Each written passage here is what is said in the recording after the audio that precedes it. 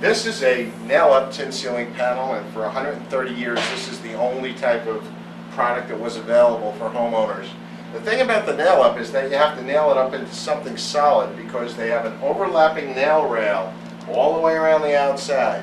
One panel overlaps the other, and that's how they go up. So you have to nail them up into 3/8 plywood, 1/4 inch OSB board, or, as it was done in the old days, 1x2 furring strips system, 24-inch on centers, little 1x2 boxes, 24-inch boxes of wood. Basically, I put this one up already, and I'll show you that today, in the old days, people used to hand hammer in nails. Today, how we do these is every 6 inches, we simply put the brad nail in and brad nail them in. We'll do that one, and you'll notice every 6 inches around, and they'll hold directly into the ceiling. I'll just put a couple in. Every 6 inches will hold them tight. So I put my first one on. Now we're going to put on the second one just to show you the overlap. Notice, if you can see all the way around the outside of these overlapping nail rails. And this one is going to overlap this one. And Eddie, if you want to step in here, I'll hold this because this is a vertical installation. If you want to just nail that one in there. Now, hopefully he doesn't get my thumb.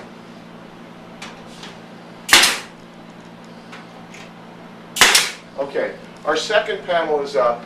And once again, this is a 24-inch pattern, very deep. In fact, right here at this profile, it's 1.5 inches deep. Kind of too deep to go right to the edge of the ceiling. And let's say that's the edge of your ceiling over there.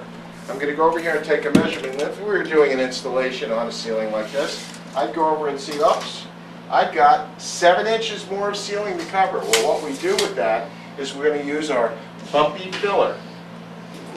For 100 years, bumpy tin has been used on the outside of 24-inch patterns to reach the edge of the ceiling, and then whatever trim you're going to use is going to go over it, be it 1/4 round wood, wood crown, or a metal crown, which we make in 9 different sizes.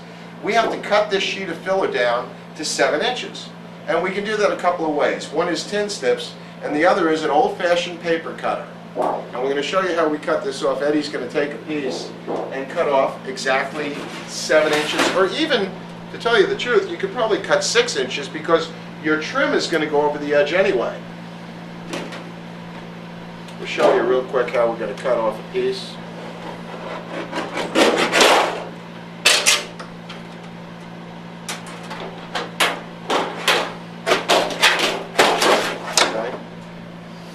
Put this other filler aside because we're going to need a couple of pieces of it. Now we've got 7 inches of filler that's going to go right over the outside edge. And notice I left the outside panel out a little. That's because I like to put my filler right underneath it.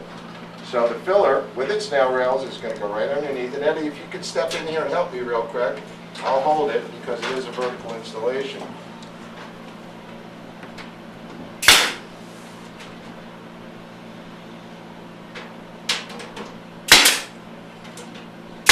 That's it.